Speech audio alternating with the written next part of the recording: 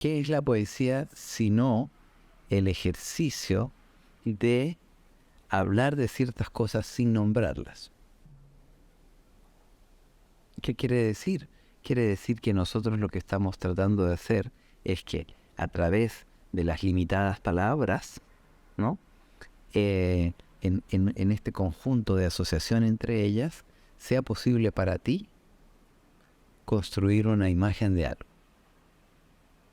¿no? Una primera imagen, una impronta de algo que no es nombrable, porque si yo lo nombro y lo limito a la palabra, entonces eso se pierde, se desvanece, se quiebra.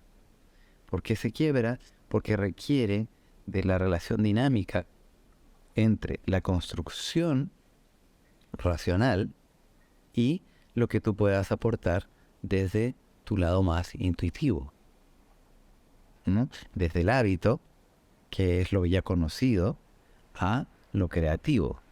Entonces, la poesía tiene ese maravilloso potencial, que es a partir de un montón de referencias que ya son hábitos, te propongo que tú aportes y que tú desde esa parte interior de la membrana envíes una nueva señal, que es aquello que va a resonar en ti, que va a ser procesado por ti y que luego después se va a transformar en tu potencial forma de ver el mundo de una forma creativa, o sea, nueva, ¿no?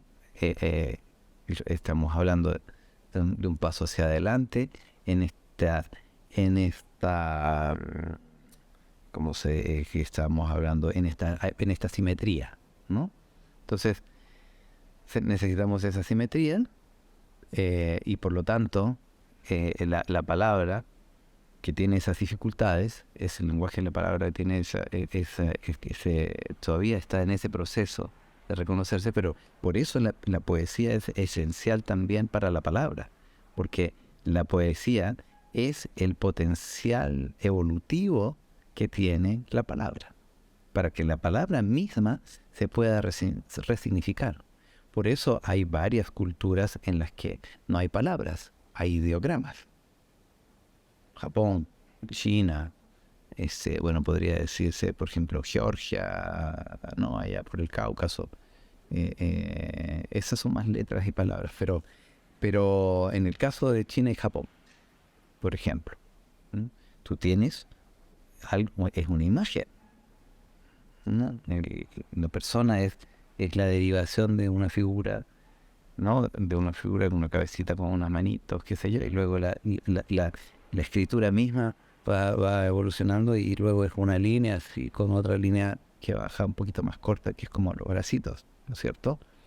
Pero eso es como es una imagen, es potencialmente varios conceptos cercanos a una persona, ¿no? Pero es persona, es ser, ¿no? Existencia, tiene varias. Entonces, ese ideograma con otro ideograma incluso no son una idea cerrada.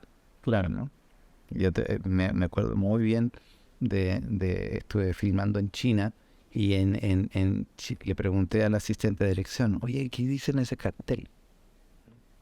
Y entonces como que se paró y no me hizo una lectura del conjunto de palabras, sino que miró, reflexionó y me dijo, bueno, mira, si es un cartel que está publicitando autos, significa tal cosa. Pero si en realidad fuera un cartel que está hablando de asuntos agrícolas, eso significa otra cosa. Entonces veamos el contexto. Entonces habían otros ideogramas y los ideogramas daban señales de que era del Ministerio de Agricultura, etcétera, etcétera. Entonces me dijo, mira, Ministerio de Agricultura, entonces eso significa, eso es más eso que... Qué interesante como incluso en la publicidad o en lo que uno podría pensar que siempre esta relación entre lo racional y lo industrial y lo que mientras más cerrado, más configurado esté, si es que está, si es que la base epistemológica en este caso son los ideogramas, termina siendo poético. Es poético, claro, y por eso los chinos son reconocidos en su cultura artística o como de alta poesía, Claro. ¿no? Y muy evolucionada poesía. Los japoneses también, el zen, ¿no? O pasemos que ya eso ya es escritura, ya no son ideogramas, al sánscrito, ¿no? Igual el sánscrito en realidad también evoca muchas imágenes porque el sánscrito eh, usa sonidos, ¿no? Entonces, por ejemplo, los mantras de los tibetanos, Om Mani Padme Hum, ese Om Mani Padme Hum, Om es se escribe de una forma y también tiene casi en su ideograma, pero significa un estado de conciencia, o la búsqueda de un estado de conciencia, la meditación, muchas cosas a la vez. Entonces cuando ellos están diciendo Om, Mani, Pan, y Mani significa estar en disposición de algo, Padme es atención y todo eso. Y entonces estamos hablando de que la repetición de esa sonoridad, ¿cierto?, implica un principio complejísimo filosófico y que nos hace recordar eso de una manera muy simple, ¿no? Y ellos entonces constantemente repiten Om Mani Padme Hum, Om Mani Padme Hum, para entrar en este proceso de diálogo con la naturaleza de las cosas, ¿no? Y para hacer que esa frecuencia de onda que ellos están repitiendo se reconozcan y se correconozcan y se co-nazcan, ¿no? Y consigan conacer con ese universo al que están intentando comprender. Comprender conocimiento, autopoiesis. Sí. Ah, claro, claro. Sí. Y la poesía es eso. Sí. La poesía es ese ejercicio de intercambiar esas señales, ¿no? Una relación dinámica entre este conjunto de ideas, de cosas. O sea, yo vivo una experiencia, pero esa experiencia que estoy viviendo, si yo la describo a través de las palabras, va a ser un poco limitada. Entonces, ¿qué necesito?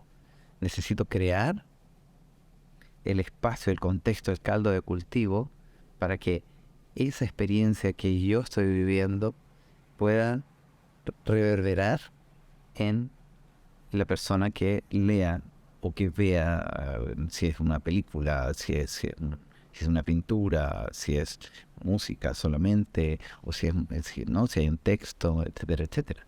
Pero música, claro. La música también es una forma de lenguaje.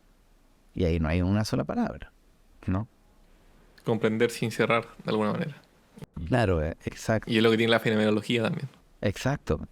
Y poder acercarte a fenómenos de la naturaleza que no son perceptibles solo de forma limitada a un lenguaje racional, ¿no? Sí. Y eso es importante, como es lo que tenemos que empezar a como repensar, justamente porque Descartes tuvo una gran confusión en ese sentido, ¿no? No es pienso luego existo. Existes hace rato. Y porque existes puedes pensar. No puedes hacer el ejercicio de pensar.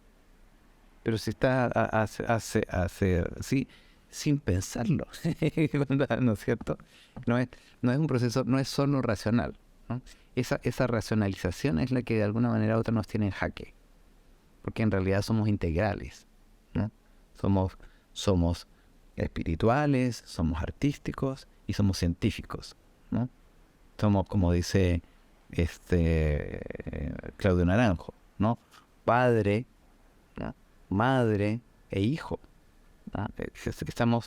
Nosotros somos una composición y tenemos que alcanzar un equilibrio dinámico entre esos tres elementos, ¿no? Entre la razón, la intuición, ¿no? Y el deseo, ¿no? El hijo es el deseo, es lo que nos moviliza, es lo que nos hace querer avanzar, hacer otras cosas, ¿no? Es el hijo. Cuando el hijo se deslinda, entonces aparecen los suicidios. Porque se pierde, no se quiebra esa relación, ese deseo, ¿no? Y eso es porque es muy probable que se rompe la comunicación entre el padre, la relación dinámica del padre, la madre y el deseo, ¿no? El hijo, ¿no? Entre lo racional y lo intuitivo, ¿no? Si sobredomina lo intuitivo o sobredomina lo racional, es muy probable que el deseo del hijo es que se quiebre eso, ¿no? Entonces, por eso hay que de alguna manera u otra, como seres vivos autopoyéticos que queremos seguir experimentando esto que se llama vida, ¿no? O este momento en el que nos hacemos conscientes de nuestra existencia, de nuestra experienciar, ¿no es cierto? Necesitamos crear una relación dinámica entre esos tres entre esas tres entidades. ¿Ah? Y el ejercicio entonces, sea lo que sea que hagamos, es la búsqueda de preservar esa existencia, ¿no? Y darle continuidad de tiempo a esa existencia para justamente también en ese proceso aportarle a esta memoria atávica que hemos venido construyendo hace siglos, ¿no? A millones de años. Esa es la sensación que yo tengo, ¿no? Yo no soy científico, tampoco soy un espiritual, tampoco soy un artista, así como... Soy un individuo, una persona que está aquí, en este lugar, y que en este ejercicio justamente de autopoiesis, de alguna manera u otra, intenta, ¿no? A través de las palabras, a través de las imágenes, a través de las otras, de los otros fenómenos con los que me topo, crear este caldo de cultivo para poder seguir no autopoyenciando, autopoyenciando, no sé cómo se podría decir.